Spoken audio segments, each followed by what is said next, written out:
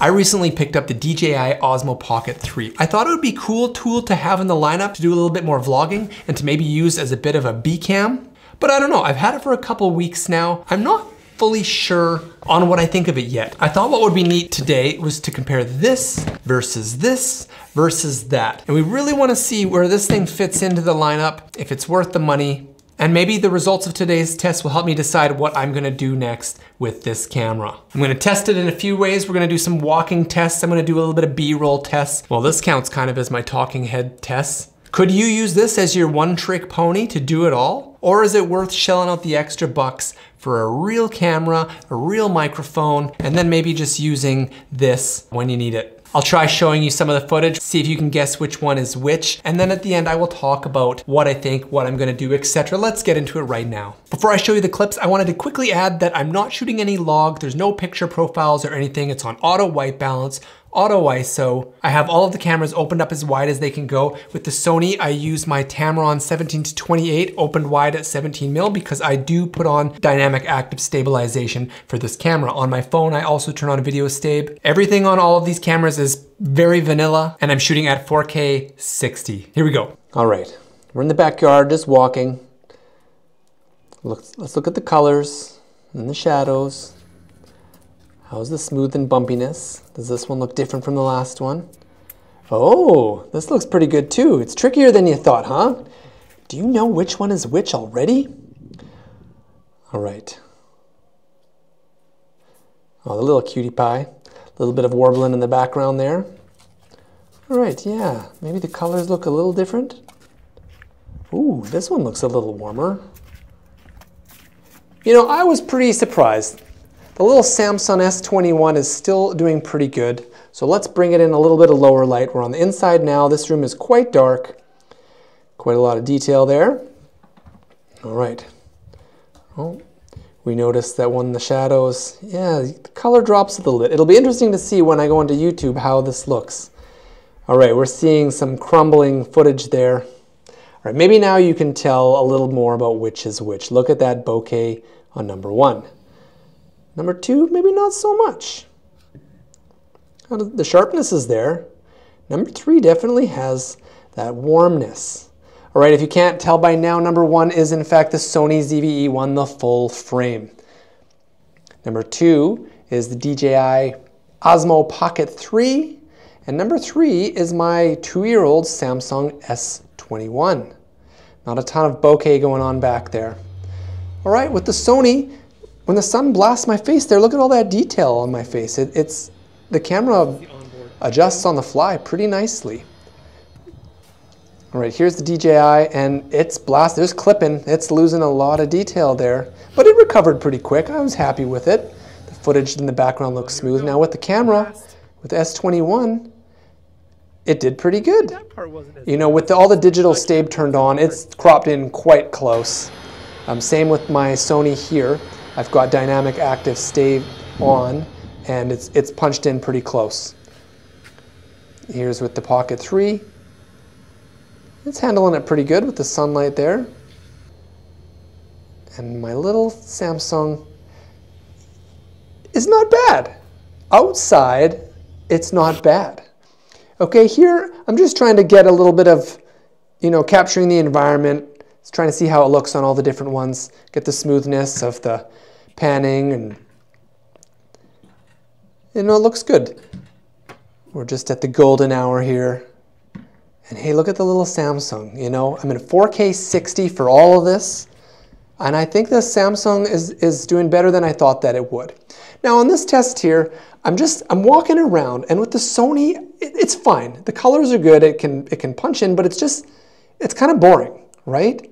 Now when you switch over to the gimbal, there's just something a little bit magical about walking. These shots just look nice. I mean, I get why real estate does tours with these, because it's more interesting.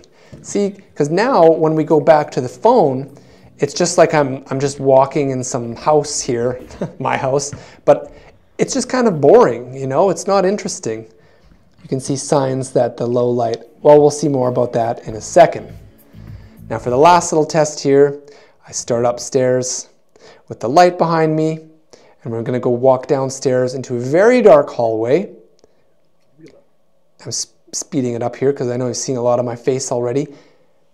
Now, this camera is so good, you might not even be able to tell how dark that it was. So let's switch over to the DJI. All right, yeah, the color in the face, it just, I don't know. It's not super flattering. My skin's not looking great lately, and this camera doesn't help. All right, it's still fine in my face. It was still focusing there. And then you can see, and my stinking light, one of them fell off my wall. I need to get an adhesive for that. And already you can see it's just crumbling. Now, to be fair, I'm using the front-facing camera, which is worse than the rear camera. And yeah, it's just, I'm gone there. It's grainy, it's gross. There's nothing there, so. All right, well, that's always fun. I love testing gear. And the first thing I have to say is that my old trusty Samsung S21, while it may look like crap indoors, where there's not a lot of natural light, outdoors, it looked pretty dang good. Better than I expected. The Sony Stab wasn't as good as I'd hoped that it would be on my big camera. I mean, not when you compare it to a motorized gimbal anyways. Side by side, it looked jittery. But when it's not put side by side, you sort of get used to it. It's fine in a pinch. As far as the Pocket 3 goes, I gotta be honest, I don't love using it. I don't know. It's not that the camera isn't good, it's fine. I just sort of had the wrong expectations going in. When I use it how I would, I'm just like, oh, pros make it look sick because they know what they're doing. They know how to move with it. They understand the wide angle shot and how to make it sing. I turn it on, walk around my house, and I'm like, oh, look at that. $1,000 Canadian for this. I mean, let's consider that price and what you can get for it. I'm trying to figure out what cameras I want to use to grow my channel. Right now, I'm using the Sony ZV-E1, which I love, but I've been having some overheating issues lately when I push it. What's that? Get a fan, you say? Done. I haven't opened it yet, so stay tuned for my next video where I'll decide if I'm gonna keep the Sony or not, because let's face it, this is great quality.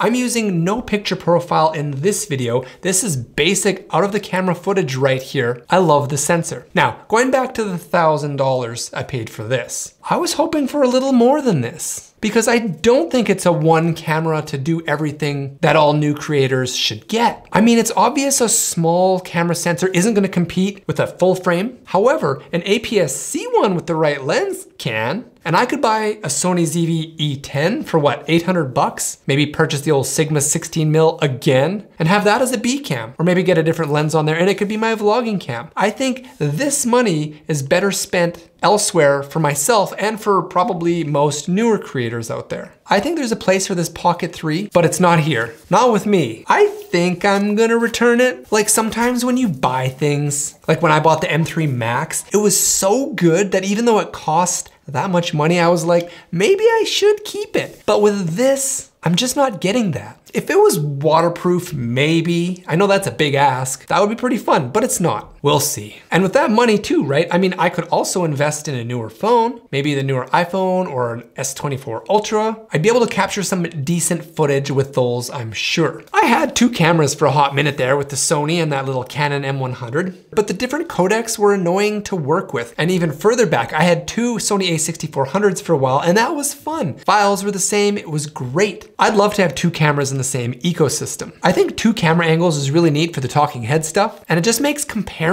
things and gear so much fun to have side-by-side shots. Okay, I got a little bit off topic there. The Sony is too heavy with a decent lens on there to use as a vlogging camera when talking for more than 5 minutes, which I like to do sometimes. The Pocket 3 is cool and perfectly portable, but I think it just costs too much money for how I intend to use it. I love the idea of vlogging and then flipping it around so you can see where I'm going, but that's not really hard to do with my phone. And I didn't love the B-roll shots that I was getting.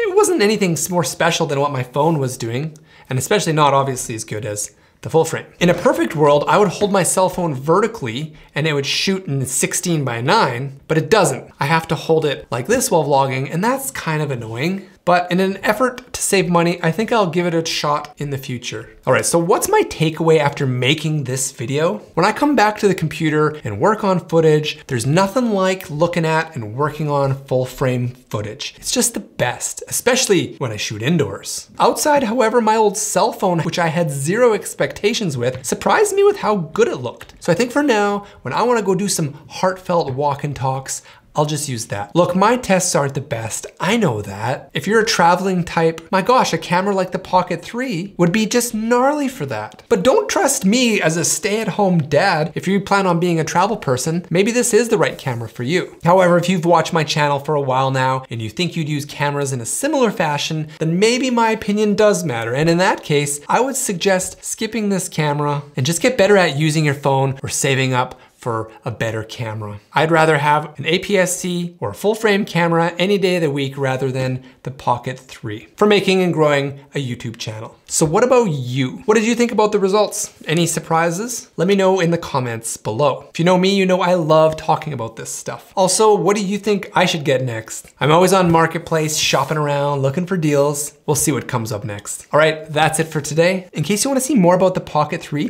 check that out here. Otherwise, maybe watch this video next. As always, thanks for watching. I appreciate when you like, comment, or sub to the channel. It really means a lot. Is this fan going to actually work? Time to find out. Stay tuned. See you next time on the Sad Studio.